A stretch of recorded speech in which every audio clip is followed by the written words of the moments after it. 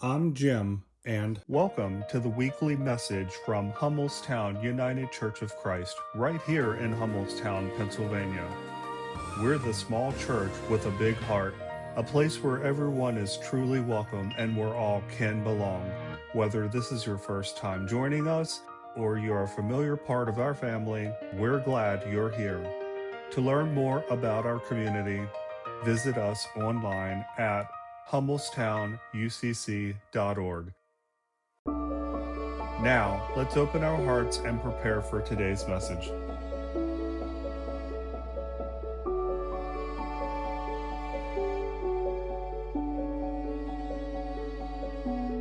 on Ash Wednesday, this text of the great dinner invitation is not exactly what we expect to hear. Usually we hear stories of fasting or repentance, like the more traditional Isaiah 58.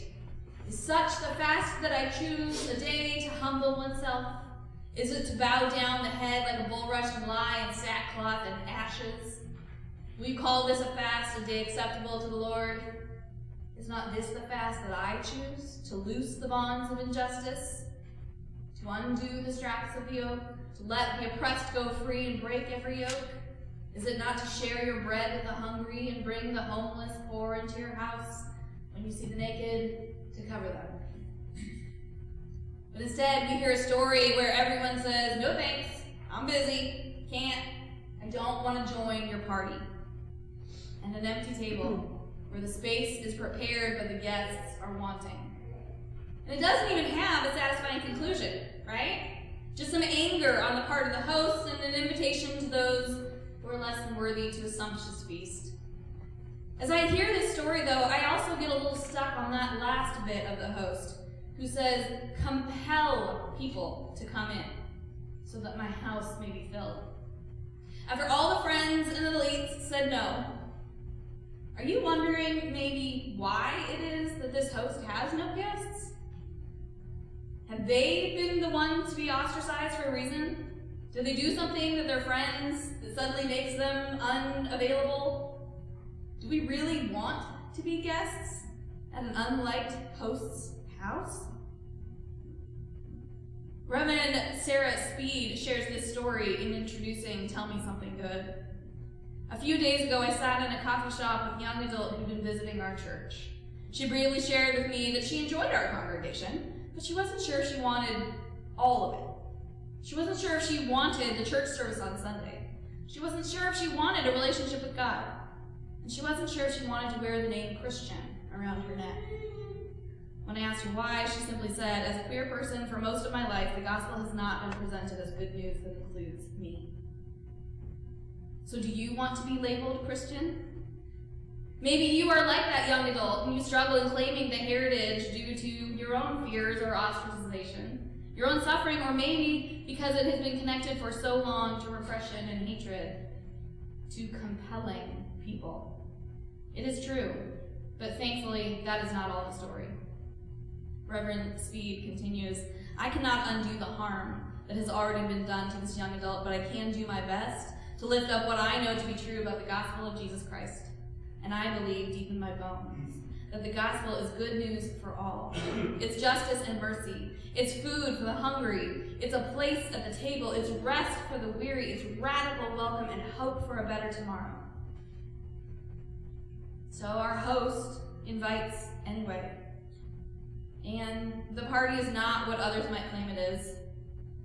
And Christianity is not a cudgel of hatred, but a place that is able to pivot continuously, to open the door to the outcast and the traveler if we look for it. To look for ways to fill the house. To know that the invitation isn't complete until the house of God is bursting with those welcomed, fed, and honored. Isaiah says, if you remove the yoke from among you, the pointing of the finger, the speaking of evil, if you offer your food to the hungry and satisfy the needs of the afflicted, then your light shall rise in the darkness, your gloom be like a noonday. The Lord will guide you continually and satisfy your needs. Your ancient ruins shall be rebuilt. You shall raise up the foundations of generations. You shall be called the repairer of the breach, the restorer of streets to live in. A party host goes out into those streets too. Tells it like it is, and tells us that we can be what we are, fully and authentically. And in that authenticity, we can claim our fragility, our histories, both painful and joyful. We can claim a hope that there will be a full table, a full house, and that we can be a part of it. But the thing is, we have to accept the invitation. There are no excuses God will accept, because there is still room, and the party invitations are still being sent. Ash Wednesday is not the day to do what is expected, but that which goes against convention, lying in the dust with each other. When the host invites people like themselves, they do the ordinary. But when they let go of their ordinariness and lean into the extraordinary, we become uncomfortable, and this is when we know we are in the realm of God, a place that redefines the meaning of communal belonging. So they make the broken ones socially whole, physically welcome. Not in spite of their dusty road weary selves, not without their physical or mental challenges, but all that they carry with them to enter the party, to sit at the imperfect table that is the biggest party of all. To accept that invitation for real, we have to allow the dustiness of ourselves to come forward. When we place ashes on our heads, our hands, we tell the world that we are beloved. And so this night we reclaim the dust, and we stop pretending to be perfect. We take stock of who we are, of what we have done, and who has been left out. And then we go back into the road, and we go back to those who felt excluded and say, I mean it, I want you to. We are compelled by a divine invitation to stop assuming everything is fine, to set aside the polished and Instagram-worthy filters over the messy, the dirty, the real, because Ash Wednesday is the dusty day for holding all that has burned, all that is coming apart.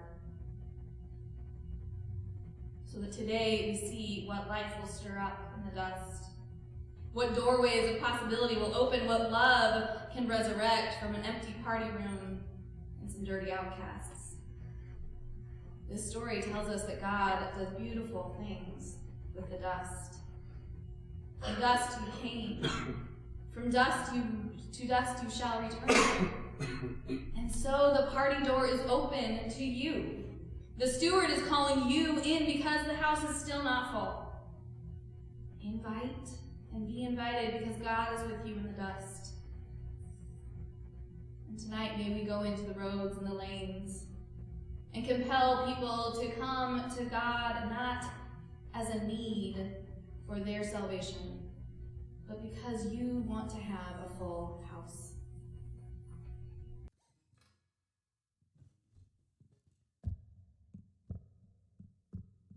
Tell me something good.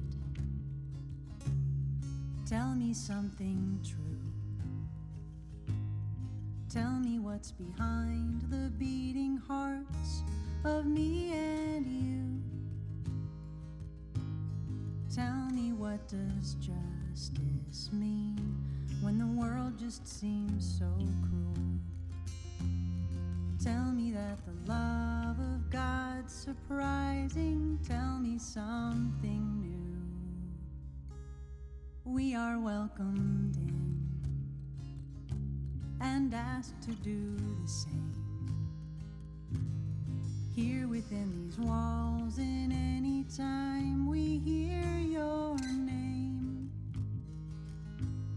we are asked to trust when everything feels lost, that the price of newness and of springtime is the frost. And everything's possible for a love that's improbable, for a God that's unstoppable. Are you ready to try? When nothing is permanent, resurrection is imminent. For a love that looks different than the fear in their eyes, I am ready to shine.